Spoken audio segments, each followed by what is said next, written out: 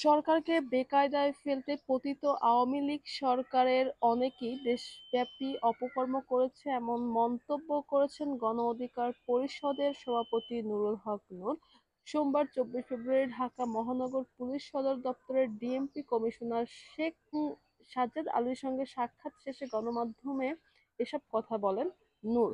নির্বাচন হয়ে গেলেই সব সমস্যার সমাধান হবে এমনটা মনে করেন না নূর। বলেন, বর্তমান সরকারের জন্য সমর্থন অনেক থাকলেও তারা তা কাজে লাগাতে পারেনি।